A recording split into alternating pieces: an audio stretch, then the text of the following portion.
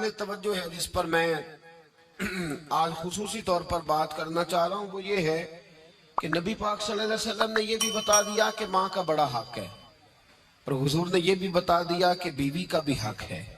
جو تم نے خود کھانا ہے اسے کھلانا ہے، جو خود پہننا ہے اسے۔ اب مسئلہ پتہ کیا ہوتا ہے، بیوی کا مطالبہ ہے کہ تو سوائے میرے کسی کی نہیں سنے گا۔ وہ کہتی ہے کہ چونکہ میں آئی ہوں سارا کچھ چھوڑ کے، اب سوائے میرے تو کسی اور کی نہیں سنے گا۔ اماں کہتی ہے کہ چونکہ پیدا میں نے کیا ہے، پرورش میں نے کی ہے، جوان میں نے کیا، تو حقوق میرے زیادہ ہیں۔ یہ حدیث اماں ضرور سنائے گی اگر اسے یاد ہوگی۔ اب اس کا نقصان یہ ہوتا ہے کہ اگر کسی عورت سے یہ پوچھا جائے کہ تو بتلا کہ بغیر ماں کے کوئی بچہ بڑا ہو سکتا تھا، تو اس نے پال پوس کے تجھے دیا ہے، تو یہ کیسے کہہ سکتی ہے کہ تو کسی اور کی نہ سن؟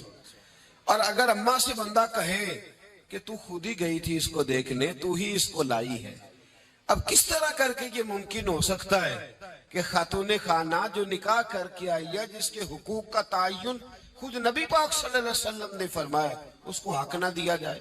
ہمارے ہاں نقصان یہ ہوتا ہے، ایک آدمی کہتا ہے کہ بس میری سنی جائے اور میرے علاوہ کسی دوسرے کی نہ سنی جائے، بالکل میری حد تک معاملہ رہے، آگے نہ بڑھے۔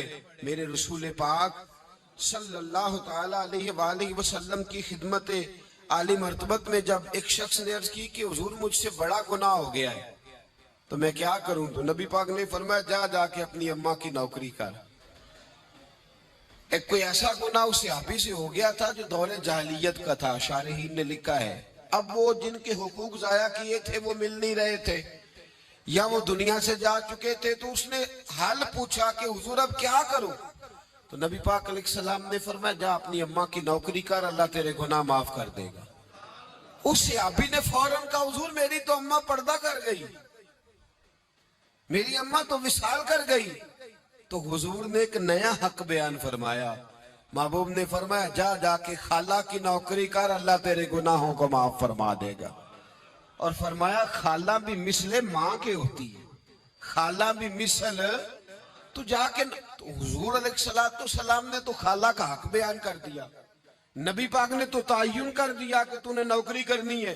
اب اگر بیگم صاحبہ کو اعتراض ہو کہ تو خالہ کے گھر کیا لینے گیا تھا، تو ادھر کیوں گیا تھا، تو یہ اس کا اعتراض اس لیے درست نہیں ہے کہ اس حق کو رسول پاک نے بیان فرما دیا، نبی پاک صلی اللہ علیہ وسلم نے اس کا ذکر فرما دیا۔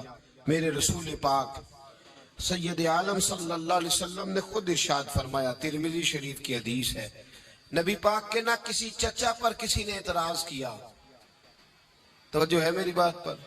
اب یہاں وضاحت نہیں ہے کہ وہ مسلمانوں میں سے تھے یا غیر مسلموں سے تھے، لیکن کسی نے حضور کے کسی چچا پر، ہمارا پتہ کیا حال ہے، چاچا تو بڑا دشمن ہوتا ہے نا، تو اس پر تو اعتراض کرے تو ٹھنڈ پڑتی ہے معاذ اللہ۔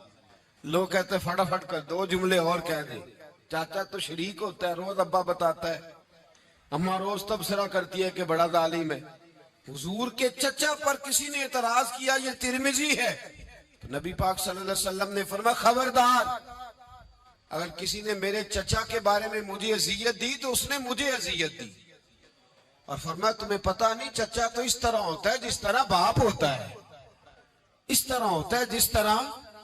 اب چچا کے حق کا تعین کس نے کر دیا؟ نبی پاک صلی اللہ علیہ وسلم نے۔